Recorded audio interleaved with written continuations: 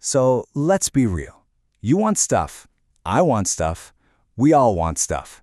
A nice meal, a roof over our heads, maybe a TV that's just a little bigger than your cousin's. But here's the catch. There just isn't enough to go around for everybody. And that one simple problem, that's the reason the entire field of economics even exists. In the next few minutes, we're going to break down the big ideas that shape everything from your own wallet to the entire global market. Ready? Let's dive in.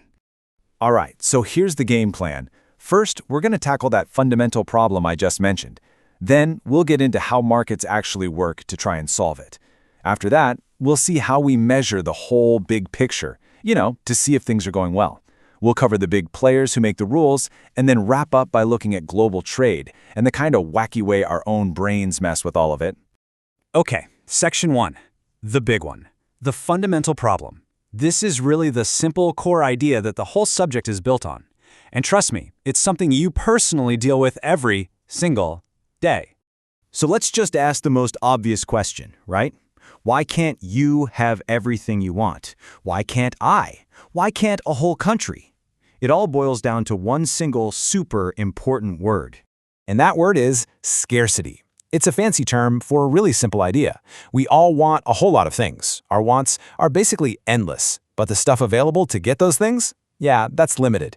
Look, if we had an infinite supply of pizza, there'd be no need for economics. But we don't, so we have to make choices.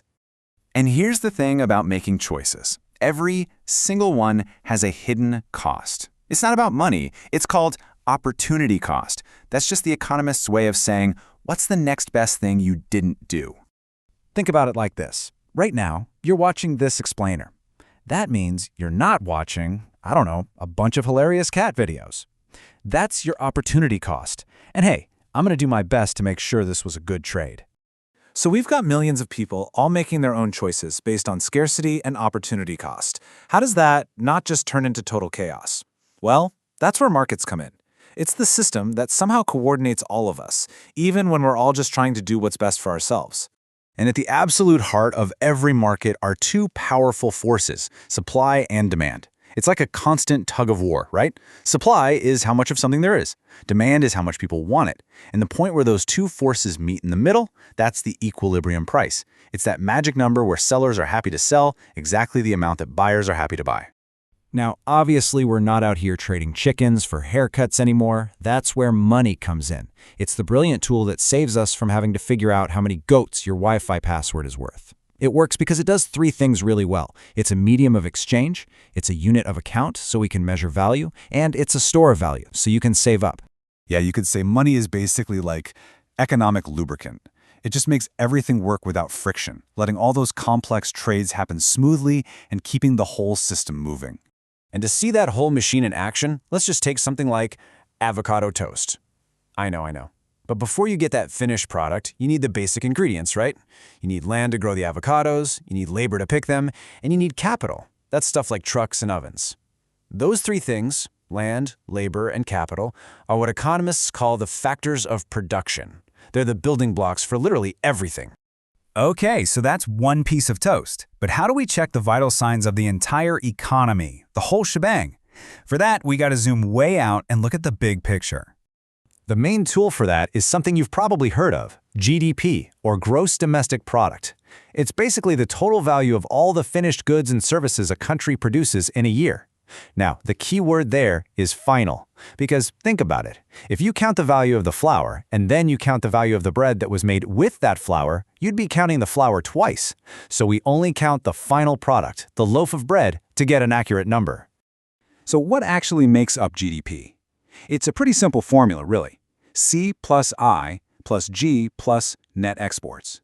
C is consumption, that's you and me, buying stuff. I is investment, that's businesses buying new equipment. G is government spending on things like roads and schools. And net exports is just what we sell to other countries minus what we buy from them. That's it.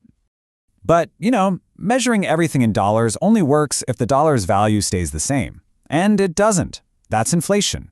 It's that feeling when your money just doesn't seem to go as far as it used to. It's a general rise in prices, and the classic explanation is that it's too much money chasing too few goods.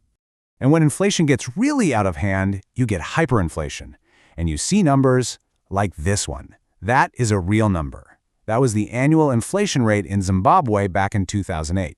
I mean, it got so bad they were printing $100 trillion bills that couldn't even buy you a loaf of bread. Absolutely wild. So obviously, we want to avoid that. But whose job is it to keep the economy from flying off the rails? Well, that brings us to the rule makers. You can think of them as the two pilots trying to fly this massive economic airplane. You've got two main groups in the cockpit. First, there's the government. Their tool is called fiscal policy. It's pretty straightforward. They can adjust taxes and government spending. They can cut your taxes to encourage you to spend more, or they can spend money themselves on big projects to boost the economy. The other pilot is the central bank. They're independent, and their tool is monetary policy. They control the money supply and, most importantly, interest rates. By raising or lowering rates, they make it either harder or easier for people and businesses to borrow money. So you have two different players with two totally different sets of controls, both trying to keep the economy flying straight and level. Now, what happens when the government spends more money than it collects in taxes? Well, just like you, it has to borrow the difference. And when that happens year after year after year, all that borrowing adds up. And that's the national debt. It's basically the country's total credit card balance. All right, last section, we're going to add the final two layers to this whole thing. First, we're going to zoom out one last time and see how all this works on a global scale. And then, we're going to zoom all the way back in to the most chaotic, unpredictable piece of the entire puzzle, the human brain. When you look at the world stage, there are really two big competing philosophies. On one side, you've got free trade. The idea here is simple. Let every country do what it does best. Brazil grows coffee, Germany builds cars. It should, in theory, make everything more efficient and cheaper for everyone. But on the other side, you have protectionism. This is where countries use things like tariffs, which are just taxes on imported goods, to protect their own homegrown industries from outside competition. The big trade-off? It usually means higher prices for people buying stuff inside that country. And that brings us to the final fascinating twist.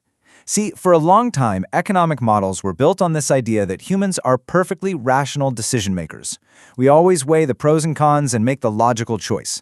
But then, a new field called behavioral economics came along and basically said, have you met a human being? It's the study of how all our weird psychological quirks and biases lead us to make decisions that are predictable but not always rational. The big takeaway here is that our brains are just glitchy. For instance, losing $20 feels way worse than finding $20 feels good. That's loss aversion. Or think about the sunk cost fallacy. That's when you force yourself to sit through a terrible movie just because you already paid for the ticket. And of course, there's hurting. You know, when everyone suddenly starts panic buying toilet paper just because everyone else is. And that really brings us full circle. Because when you strip it all away, every economic system on Earth, from the simplest to the most complex, is really just an attempt to answer three fundamental questions. What do we make? How do we make it? And who gets it? The thing is, no one's ever found the perfect answer. So as we wrap up, the real question I'll leave you with is this. In a world full of trade-offs, what would you prioritize?